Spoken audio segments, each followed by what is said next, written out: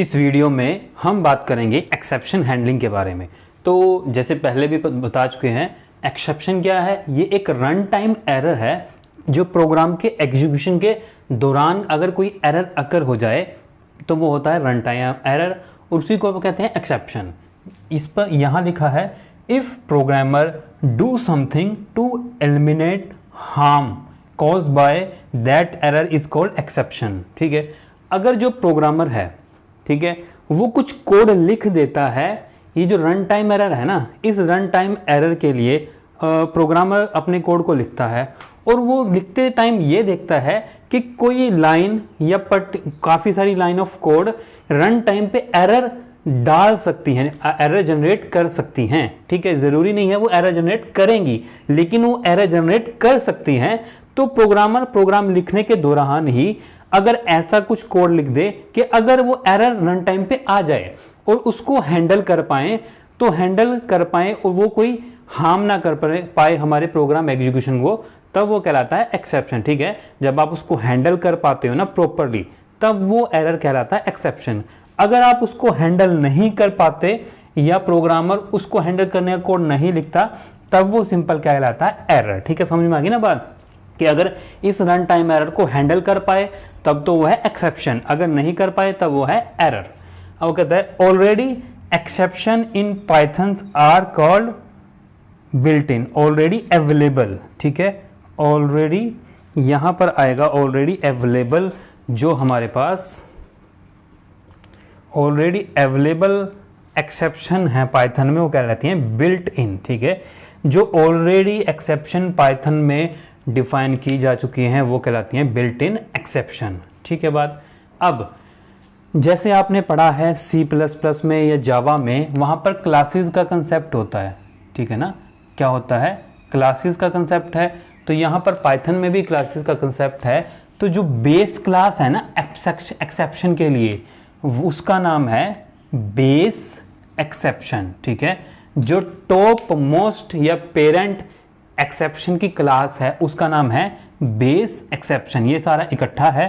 ठीक है, इस बेस एक्सेप्शन क्लास में से दो क्लास को ड्राइव किया गया है, इसमें से एक क्लास को, इसमें से सिर्फ एक ही क्लास को ड्राइव किया गया है जिसका नाम है एक्सेप्शन। ठीक है, अब ये मेन एक्सेप्शन क्लास है। इस मेन एक्सेप्शन क्लास में से दो, ठीक है, दो क्लासेस को ड्राइव किया गया है।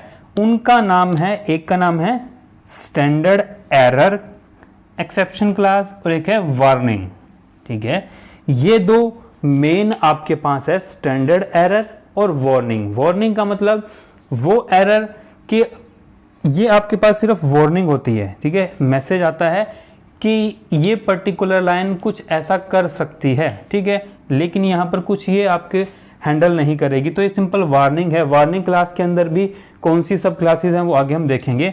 तो मेन जो आपकी रहने वाली है वह है स्टैंडर्ड एरर क्लास। तो यही स्टैंडर्ड एरर क्लासेस है जिसके जरिए आप पाइथन के अंदर एक्सेप्शनल हैंडलिंग करते हैं। ठीक है, तो यही वो क्लास है स्टैंडर्ड एरर जिसके अंदर ये सारी बिल्ट इन जो सब क्लासेस हैं, ठीक है, ये जो बिल्ट इन क्लासेस की बात की ना, बिल्ट इन एक्सेप्शन की, ये सारी की सारी स्टैंडर्ड एरर के ही सब क्लासेस हैं। ठीक है बात। अब एक्सेप्शन आती है तो एक्सेप्शन को हैंडल कैसे करते हैं? तो तीन मेन स्टेप हैं। सबसे पहले है ट्राई ब्लॉक। ट्राई ब्लॉक के अंदर वो सारा कोड आता है जिससे प्रोग्रामर को लगता है कि वो एरर जनरेट कर सकता है। ठीक है, वो कोड जो रन टाइम पर एरर को जनरेट कर सकता है वो सारा आता है ट्राई ब्लॉक के अंदर। ठीक है, और मान लो किसी कोड ने रन टाइम पे एरर जनरेट कर दिया।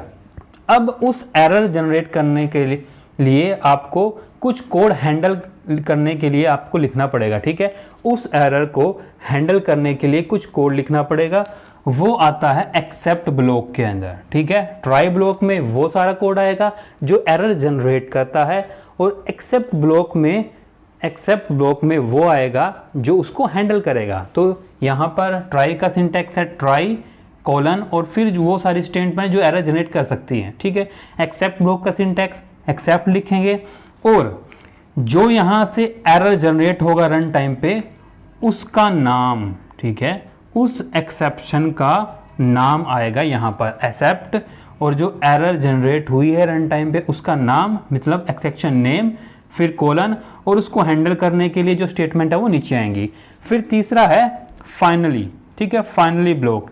इस ब्लॉक के अंदर वो सारा कोड आता है जो मान लो रन टाइम पे जैसे हम फाइल हैंडलिंग करेंगे आगे, तो फाइल वो होती हैं जो आपकी हार्ड डिस्क पे स्टोर हैं। अगर आप इसको डेटा उन फाइल्स के अंदर डेटा स्टोर करना है, रीड करना है, अपडेट करना है, तो उन फाइल को ओपन करना पड़ेगा, ठीक है। मान लो एक प्रोग्राम है, उसने फाइल ओपन कर रखी है, लेकिन रन टाइम पे कोई एरर आ गया, ठीक है, तो अगर उसमें ट्राई ब्लॉक या फाइनली ब्लॉक नहीं है तो क्या होगा, जिस प्रोग्राम में रन टाइम एरर आया वो आपका टर्मिनेट हो जाएगा, और जो फाइल ओपन है, ठीक है, ऐसा हो सकता है जो ओपन फाइल है उसका डेटा करप्ट हो जाए। तो इसीलिए क्या करते हैं, अगर ट्राई ब्लॉक में आपने कोड लिखा है जो एरर जनरेट करेगा और एक्सेप्ट में उसको हैंडल करेगा, फाइनल में क्या करेंगे, आप जाकर फाइनल में उन सभी फाइलों को क्लोज करेंगे, और इस प्रोग्राम ने जो दूसरी प्रोसेसेस जनरेट की थी, प्रोग्राम क्या है, ये एक प्रोसेस है, तो इसने मान लो दूसरी प्रोसेस स्टार्ट करी थी, वो भी इस फाइनल ब्लॉक में आप टर्मिनेट करेंगे वो सारी सारी प्रोसेसेस। तो इसमें फाइल क्लोज होंगी, और जो आपके पास अदर प्रोसेसेस चल रही हैं वो भी सारी क्या होंगी, स्टॉप होंगी, ठीक है बात। तो ये जो फाइनल ब्लॉक है ना, ये फाइनल ब्लॉक एग्जीक्यूट होता ही होता है, चाहे यहाँ पर ट्राई ब्लॉक से कोई स्टेटमेंट एरर जनरेट करे या एरर जनरेट ना करे, अगर फाइनली ब्लॉक लिखा है तो ये आपके पास एग्जीक्यूट होगा ही होगा, ठीक है।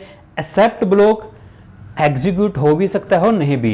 एक्सेप्ट मान लो यहाँ पर ट्राई के अंदर कोड ने एरर जनरेट किया तो एक्सेप्ट एग्जीक्यूट होगा, लेकिन यहाँ पर मान लो ट्राई ब्लॉक में स्टेटमेंट ने एरर जनरेट नहीं किया तो ये एग्जीक्यूट नहीं होगा। लेकिन फाइनली ब्लॉक ऐसा है, अगर एरर जनरेट होगा तब भी एग्जीक्यूट होगा, अगर एरर जनरेट नहीं होगा तब भी एग्जीक्यूट होगा, ठीक है। तो ये मेन इंट्रोडक्शन थी आपके पास एक्सेप्शन हैंडलिंग के बारे में।